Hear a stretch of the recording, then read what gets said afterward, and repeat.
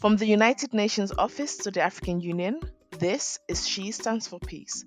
I am Dr. Yemisi Akimbobola, and in this podcast, I speak with thought leaders and peace builders who share their reflections and best practices towards achieving objectives of the Women, Peace and Security Agenda in Africa. In this episode, I'm joined by Dr. Mandiedza Parichi, chairperson of the Peace Studies Department at the Midland State University in Gweru, Zimbabwe.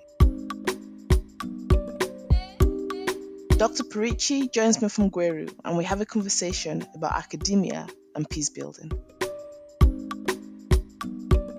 So, Dr. Parichi, it's a pleasure to speak with you today. To say that you're well educated and experienced in peace building would be an understatement because you have 3 master's degrees, one in gender and policy studies, another in peace, leadership and conflict resolution, and a third in media and society studies.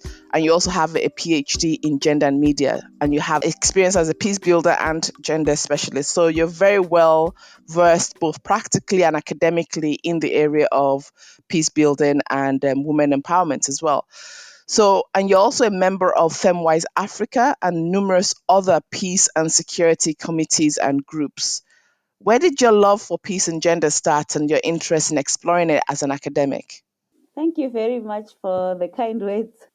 I wouldn't say there is a setting per se, but I mean, a multiple of issues contributed to what I became today. I grew up in a very small town, which is very patriarchal. And I started to see and understand issues concerning peace and women differently from then on. My activism has been necessitated by witnessing the challenges that women and youth particularly faced in most of the Zimbabwean communities. You know, Zimbabwe has gone through a number of episodic violent periods. And what is worse is in many of these aspects, women are excluded and are discriminated. So, right from the onset, I understood the need to stand for myself. I understood the need to fight for myself. And just also in terms of, let me say, peace and gender, growing up, most of my role models were women, starting with my mom. My mom is a very powerful woman who did a lot of work, but she was not as educated, but she could multitask. She held the family, she ran the small business that we had. And just watching the television, there were a number of role models that I just wanted to follow. That's why initially you see I have a strong background of media first. There was Judith Makwanya. And when she read news and reported, I always said I want to come on TV one day and be like Judith Makwanya. So yeah, there are multiple factors that led me into this profession that I now have that sometimes I can't even define because I'm all over the place. I don't know if I'm a gender activist. Some people call me a peace practitioner. Some people, because I also practiced as a journalist for 4 years. And so, I mean, this podcast is about the women, peace, and security agenda, and looking at it 20 years on, how far we've come, and looking at in each episode, we're speaking with different people who work with the WPS agenda in different aspects. So, this episode is really speaking about academia and the extent to which academia is part of that agenda as well. So, for you, you helped develop the peace department at the Midlands State University in Gweru, and you teach gender and peace studies there as well. You've also published, a lot in this area. So, Dr. Parichi, give us a picture of the current state of academic teaching and research in respect to peace building and conflict resolution, particularly in terms of the women, peace, and security agenda in Africa.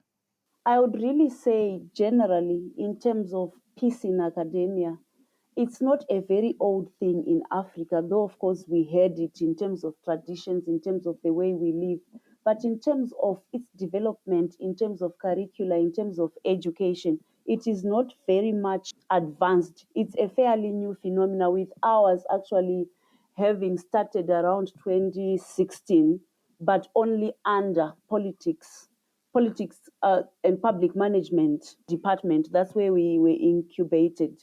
And you find that even now, there are issues that are still not so understood even by the university in terms of this as a discipline. When I look at the African terrain in terms of scholarship of peace, it's not as advanced or developed yet. Because, for instance, when I was developing the curriculum for peace studies for MSU, because I started off as a coordinator, justifying the need for us to have the peace department as a standalone at the university. I looked at a number of existing programs within the African context and realized that there are a lot of gaps that we need to start to rethink if we are going to ever achieve what we want to achieve as peace practitioners.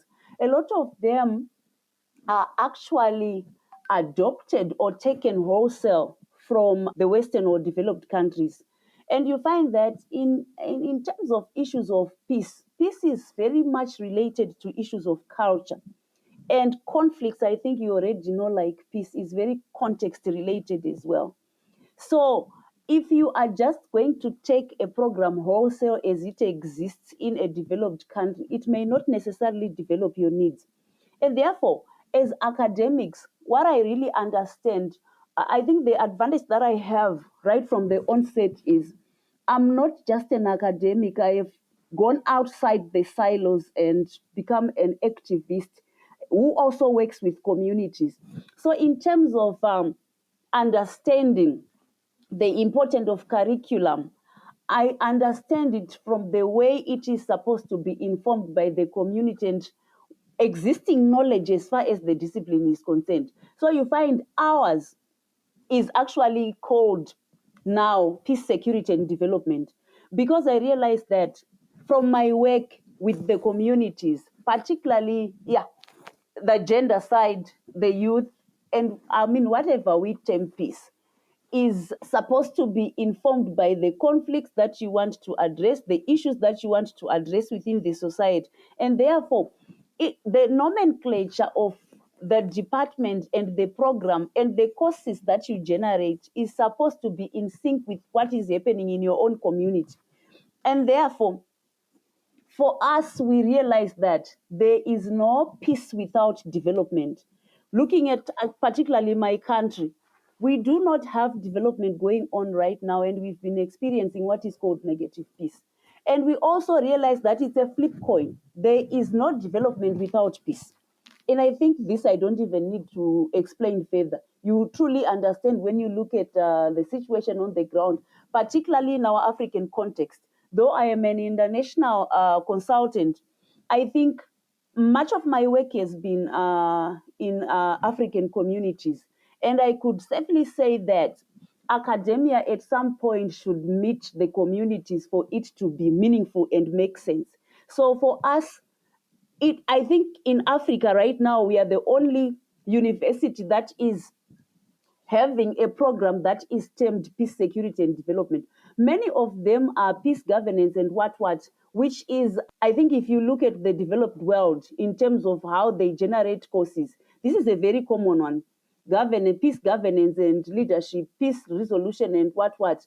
But we realize that for us, if we are ever going to do anything that is going to speak to what we are experiencing at the moment, our curriculum should also mirror what is on the ground. And in terms of the development of curriculum, it is not a static aspect or a one day's job, which is one of the major challenges that we are facing in Africa, because you find that for us, when I became a reviewer and eventually a national thought leader 2 or 3 years ago, we were reviewing the curriculum after about 30 or so years. And yet, you also find that peace, like conflicts, cannot be static. We continue to have issues coming up. And if we are ever going to address these challenges, we also need to continue to relook what we have on the ground and continue to change to suit what is going on. Because, like development, it is not static, it continues to change, but affected by external aspects such as the politics of the day, socioeconomic environment matters. And I think African universities, let me say globally, universities need to start to rethink these aspects if we are ever going to develop anything that can make sense in terms of how we are going to equip the students or the community that we always claim we are always in charge and wanting to change. So there is still such a disconnect on what is on the ground in terms of conflicts and curriculums of universities. And this is one of the major issues that I tried to really change on the ground. For me, like I said, I have an advantage of being part of communities, and I think this is a very important aspect. I'm the convener for Community Voices for Peace and Pluralism, which is an African network with a few global citizens that are aligned to our ideology. One of the requirements of this network that I am a convener is we have fortnightly presentations from about 41 countries that are part of that network, who are presenting real issues of what is happening on the ground. And therefore, these intercultural competencies, which I really think are important, complement the issues of human rights and sometimes also help us in terms of universities, what should be on the ground. You also know, Yemis, that from your supervision, there are a lot of things that we are just adopting wholesale from outside. Like, for instance, a student, if you ask them the significance of their study, they start to tell you a whole list of the non-governmental organization is going to benefit this, the government is going to benefit this from. But on the ground, you know that is not the case. This is the reason I always ask the students, how are you going to do this? Because there is something that is called ideal. This is what we expect to be happening on the ground. But universities are still so closed. And I say to these students, how is this dissertation going to find the non governmental organizations that you're talking about or the government? Because after completion of their studies, these dissertations are just stuck in the library. Only the ones that are getting distinctions are the ones that are published. So therefore, for us to just write for writing's sake, we need to move beyond that. And we need to start to see the importance of communities in developing curriculum so that these curriculums also start to make sense in our society if we are ever going to change for stability or development's sake. And I think we need to also start to generate courses that speak to the experiences of the day. Like, for instance, if you find there's a common course that people like to generate, which is HIV and something, something, or a pandemic that would have happened, most of the courses you find will be crafted along those lines. For us, we have said, whilst those causes are important, there are also other pandemics, other diseases that are actually very African and not necessarily global that we need to start to think about. And therefore, in terms of generation, of course, we are not going to be specific about what pandemic or what disease as a cause, but put a blanket one so that ours, which are Ebola and others that may not be experienced elsewhere, can also be captured. Because it's not just HIV and AIDS which is really troubling people.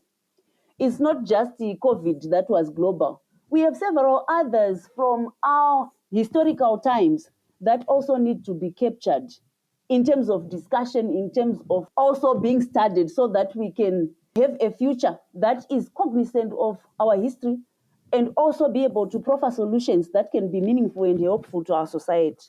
I mean, that's great. It's interesting what you said about the kind of localized curriculum development around peace and security in the way it happens in Africa, in the way peace processes happen in Africa, number one. But then also in terms of academic life generally, that's combination of making sure that we're doing more regular reviews to make sure that what we're teaching, what we're researching in academia is relevant to what's happening on the ground today. So a 30-year gap between review of curriculum is huge. At my university, it's done every 4 or so years. So I think, that's an interesting dynamic to consider about how academic teaching around peace building and conflict resolution and what's happening today as a fast moving, fast changing environment, that linkage needs to be better addressed. So thank you for that response. In another episode of this podcast, I interviewed the Norwegian Special Envoy on Women, Peace and Security, Signe Gilliam. And one of the things that we discussed was how academia can be better included in the peace building processes. So, from your kind of narrative just now, you're talking about how academia can be better reflective of what's happening on ground, but then also it's the other way around as well in terms of academia being included in peace building processes. And also, one of the things we also talked about was the need for more support in knowledge development around the women, peace, and security agenda in academic settings. And this is a debate that we also see in academic publications, the extent to which academia can play a role as a transformational agent in peace building processes, and also the extent to which there is the agenda for academia to be part of the WPS agenda. So, thinking about all you said already and considering your academic work in gender and peace building, what is your perspective on this side of the coin, the idea that academia should be part of that peace building processes? Ideally, I really think the academia has a very huge role to play in terms of peace building. Firstly, education is a powerful instrument for development, particularly ideological development. And I think you also know from your media studies in terms of narratives, whatever narrative, historical narratives, conflicts or war begin in the mind of men and the way they are represented in our narratives. And it is also in the mind of men that the foundation of peace must be constructed. And I think academia, if really considered, are bringing something that is instrumental, which is our research. It has the potential of creating a whole picture by bringing varying aspects of conflicts to the immediate situation. And I think history is key because it compares past problems and the relationships that can also help us give solutions concerning issues of peace. And therefore, research for me is key, and I think research should be taken seriously. Like, for instance, I was looking at issues right now. You also talked about the issue of agreements, the issue of involvement of peace builders within agreements, certain sectors within issues of reconciliation. You need first to understand the terrain that we are working on. But this can only be understood if we do adequate research and analysis of the situation for us to be able to identify gaps and also look at the opportunities that are available. Just as a gender activist, I would say much of my work is actually related to gender disparities within our societies.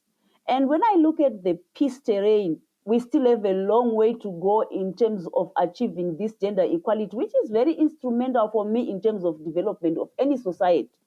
Because as long as other voices are excluded, development is going to continue to be very elusive.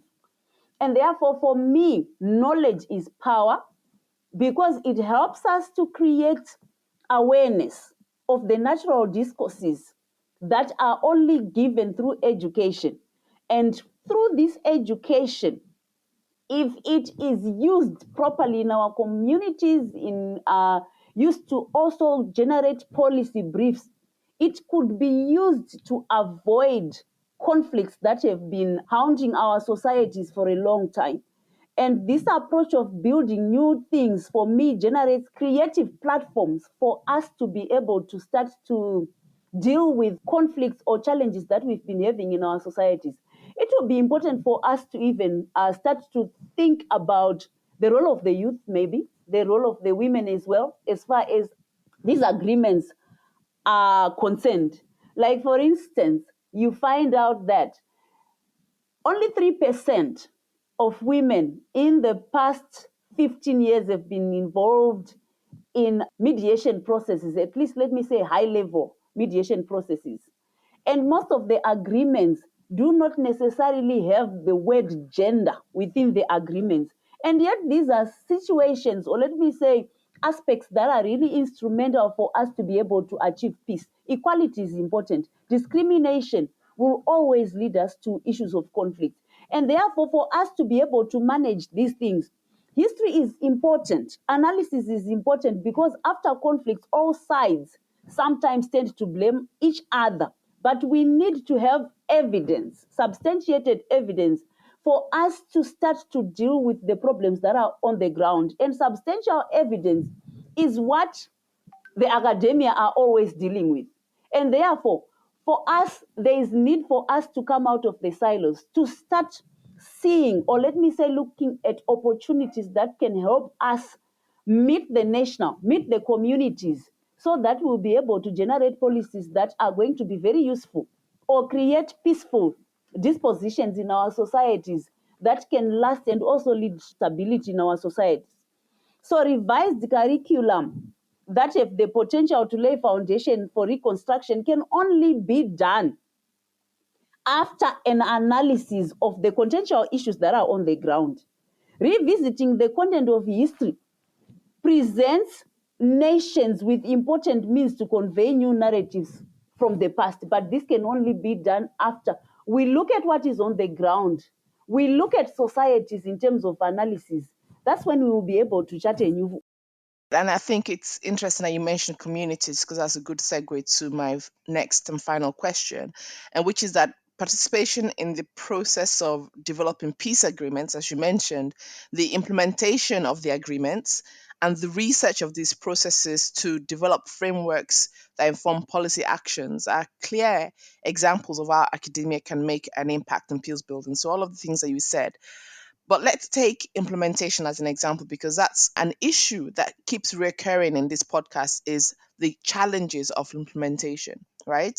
And you've talked about there how there's a disparity between kind of who is participants in the development of these agreements and how that then leads to the challenges of implementation, especially where gender is not even mentioned in some of them. So, how would you like to see academic institutions better partner with communities and with WPS actors in the implementation of peace agreements? I really would say, ideally, now, like I said, the role of academia is quite instrumental, but what is on the ground is actually very, very serious because for us to be able to even get to start the work to meet communities, to also be able to work meaningfully with intercultural members, diverse communities that we live in, there is need for resources. And these agents, let me say, organizations that are dealing with peace right now, cannot fully sustain this kind of relationship for a long time. Like if you look at my CV, I coordinated the internship fellowship program that was initiated by universities, the government, and UN and its arms for close to 5 years. This was a very popular program. I was the coordinator on the university side, 8 universities that were involved. And during that time, because these students are coming from different communities, we managed to do a lot. We managed to influence policy in a lot of ways because we brought a lot of evidence from the students, from the lecturers that were involved, and also push issues of implementation. But sometimes, because like the UN, like most non-governmental organizations, these programs have a Mm, timeline. And without proper commitment from the government, that is the major stakeholder concerning these issues of peace within any state, without proper commitment to these issues, we will not go anywhere because we'll start something and then midway we stop, mm, right? And the universities sometimes cannot sustain this because we have limited resources. International organizations, I think, in terms of prioritization, you also know that they give money to where they think should be prioritized. And sometimes what is important may not necessarily what becomes priority to them.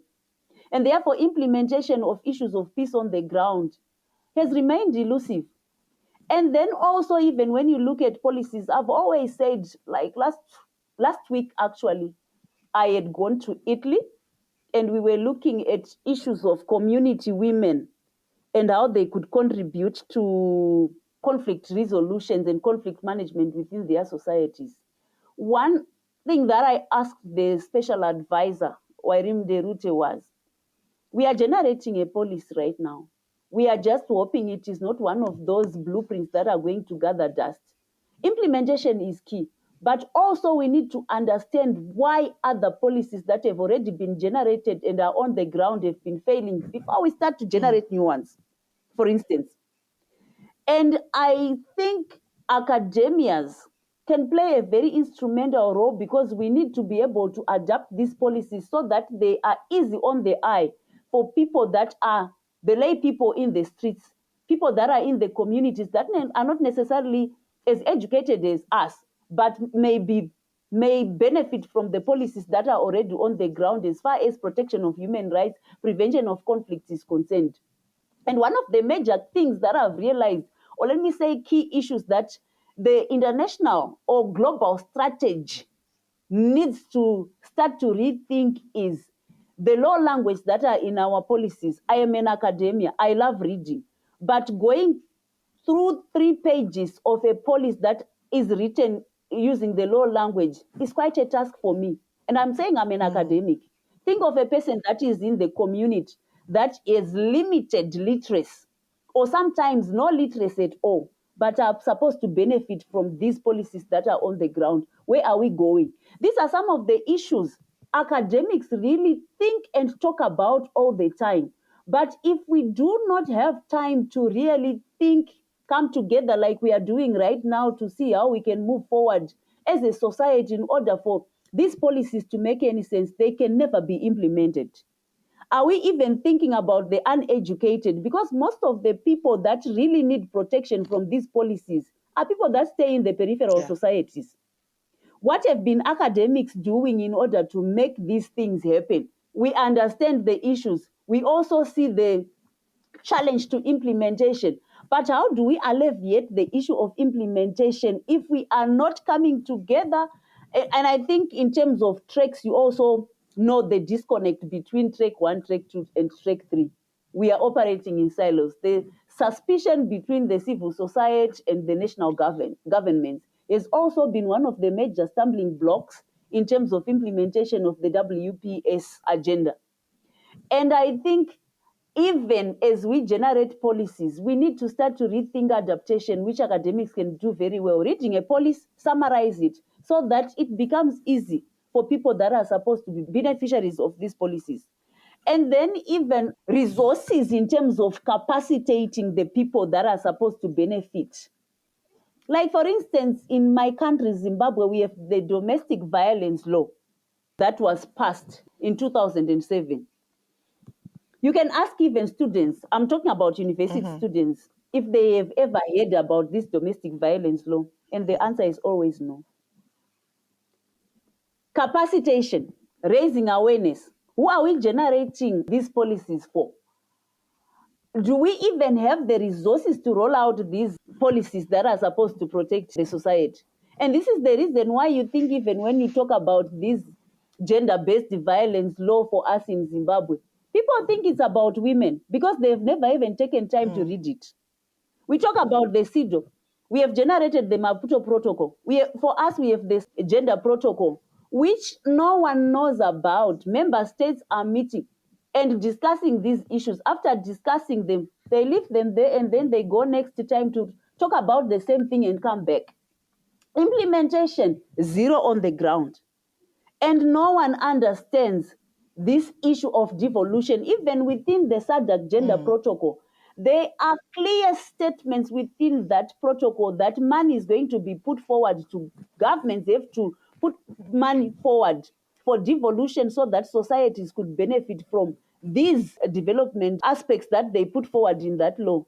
But has money ever come? How do you even question government's lack of commitment if you do not even know that it's stipulated within that law that we should have money within our community so that we start to learn about issues of development, issues of protection of our societies in terms of prevention of conflicts? You can't, because you have never even heard of the document.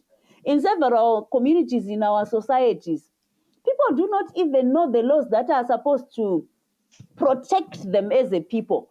And coupled with that, I think you also know in our African societies, our laws, like the national laws, are running parallel with the customary laws that are also very alive, which are even complicating the issue of protection of human rights, because you also know customary laws for us here in Zimbabwe are orally passed forward. Selfish people can just come and start to change those laws, use them to discriminate certain sectors within our societies. And therefore, implementation of what we want to do remains elusive, because also even people like us who are academics, who know and who understands the complication of keeping such laws together running parallel, are not given a chance to speak. We are operating in silos. Implementation is zero on the ground. We have very well written documents, especially for Zimbabwe. We have been ratifying almost every law that comes forward. But in terms of implementation, human rights protection has remained elusive, and we continue to have these challenges. Capacity building programs are very useful. And I think if we are ever going to teach and learn any new styles that can enhance and refresh skills and knowledge that are needed for sustainable peace, we need to understand the need for diversity. But for you to be able to teach that transformative kind of peace education, you also need to understand it as a person, as a teacher, so that you evaluate your own practices and the products that are also seen from other cultures. So, early investment in repairing our educational structures in our countries, for me, remains very key if we are ever going to implement anything that can be very meaningful in terms of peace or peace related issues, which for me right now remains ideal.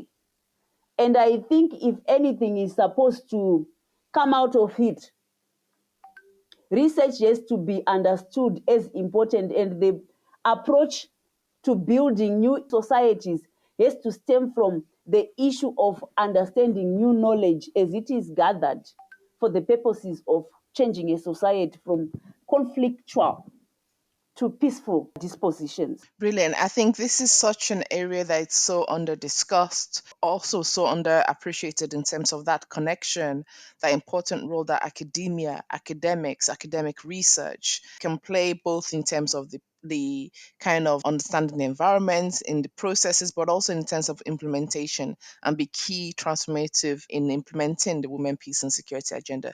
So thank you so much for your contributions today. And so today we've been talking about academia and peace building. And to finish off our conversation, I want to ask you that if there was one action you would like our listeners to take today in relation to our discussion, what would that action be?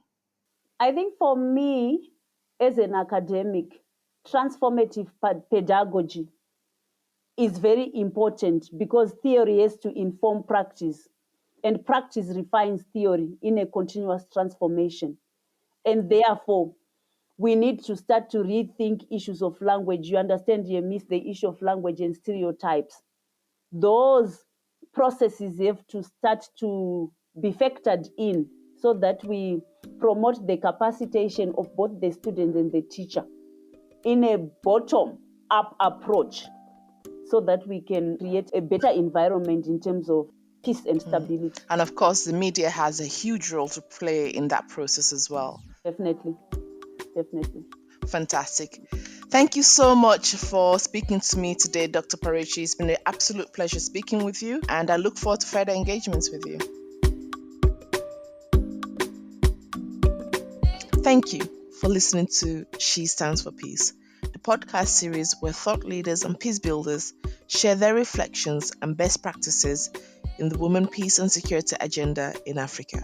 I am Dr. Yemsi Akimbobola, and this podcast was produced by the United Nations Office to the African Union with the generous support of the Norwegian Ministry of Foreign Affairs. Don't forget to join the conversation using the hashtag She Stands for Peace.